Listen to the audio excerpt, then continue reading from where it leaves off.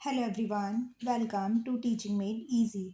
आज हम डिस्कस करेंगे यूनिट 5 जिसका नाम है शिक्षण व्यू रचनाएं एवं शिक्षक व्यवहार में सुधार। बेसिकली इसमें डिफरेंट डिफरेंट स्ट्रेटजीज की बात होगी जो कि इफ़ेक्टिव टीचिंग के लिए यूज़ की जाती हैं, यानी कि स्ट्रेटजीज ऑफ टीचिंग। यहाँ पर फर्स्ट क्वेश्चन है, शिक्षण व्यू रचना से आप क्या समझते हैं, स्पष्ट कीजिए। शिक्षण व्यू रचना के विभिन्न प्रकारों का संक्षेप में वर्णन कीजिए।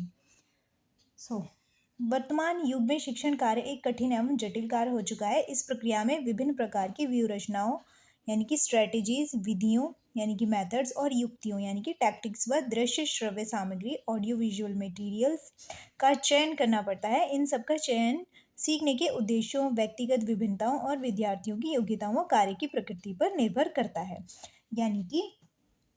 यानी कि ये डिपेंड करता है कि विद्यार्थी की क्या योग्यता है और किस प्रकार का कार्य है, उनकी प्रकृति किस प्रकार की है और लर्निंग ऑब्जेक्टिव्स क्या हैं, स्पेशली हम क्या सिखाना चाहते हैं बच्चों को, उस पर डिपेंड करता है कि कौन कौन सी टीचिंग स्ट्रेटेजीज या मेथड्स, कौन से मेथड्स अपनाए जाएं या कौन सी टैक्टिक्स लगाई जाएं या फिर कौन से ऑडियो विजुअल मटेरियल्स का यूज़ किया जाए। आगे है शिक्षण व्यू रचना का अर्थ एवं परिभाषा।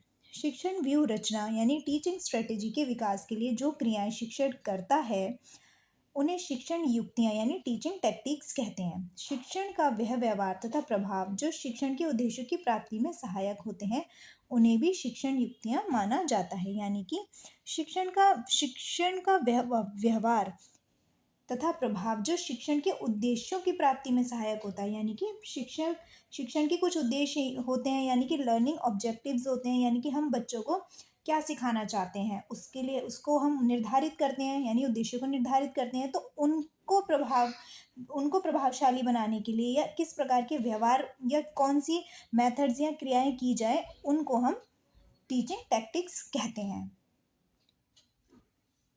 इनकी सहायता से शिक्षक अनुदेशन को प्रयुक्त करता है और छात्र तथा शिक्षक के मध्य अंतर प्रक्रिया होती है।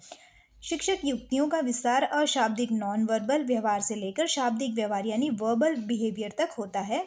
शिक्षक के दोनों ही प्रकार के व्यवहार सार्थक होते हैं और छात्र के व्यवहार से संबंधित होते हैं। यानी कि टीचिंग टेक्निक्स जो है नॉन वर्बल और वर्बल दोनों ही तरह की हो सकती हैं। बेसिकली ये एक व्यवहार होता है कि टीचर दोनों ही टीचिंग करते टाइम दोनों ही चीज़ें यूज़ करता है। वो नॉन वर्बल बिहेवियर भी करता है और वर्बल बिहेवियर भी मैटर करता है एक इफ़ेक्टिव टीचिंग के लिए। आगे परिभाषा देख लेते हैं।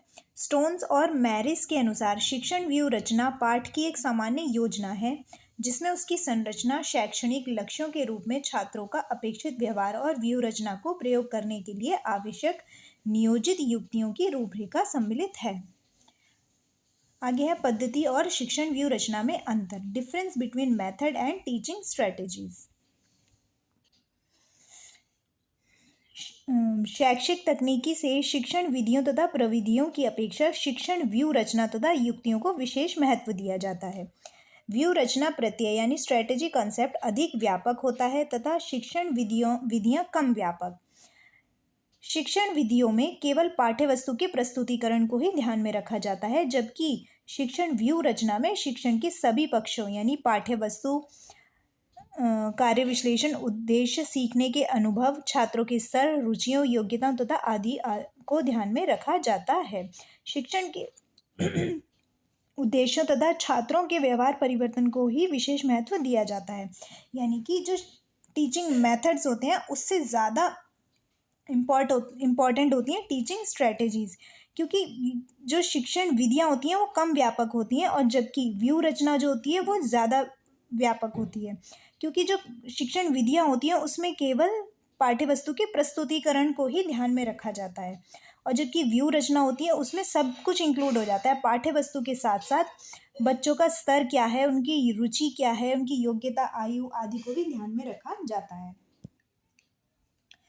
शिक्षण पद्धतियों में शिक्षण को एक कला माना जाता है, लेकिन शिक्षण व्यू रचना का उद्देश्य प्रभावशाली अधिगम परिस्थितियों को उत्पन्न करना है। यानी कि टीचिंग मेथड्स हैं जो उनको केवल एक आर्ट माना जाता है कि आप किस तरह से अपनी पाठ्य वस्तु को प्रेजेंट कर रहे हैं, आप कितने प्रेजेंटेबल दिख रहे हैं, कितने अच्छे तरीके से आप अपने पाठ्य वस्तु को प्रेजेंट कर पा रहे हैं बच्चों के सामने।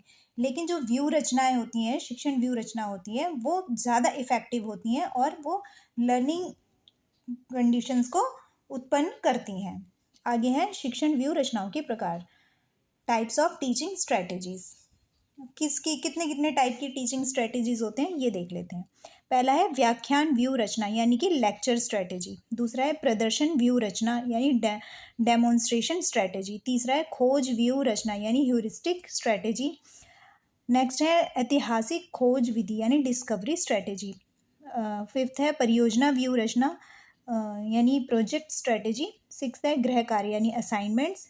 सेवन्थ है नेता विहीन समूह या टी ग्रुप व्यू रचना, लीडरनेस ग्रुप और टी ग्रुप।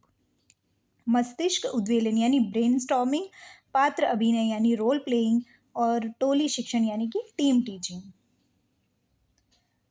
आगे इन सब के बारे में हम डिटेल में भी पढ़ेंगे। Thank you.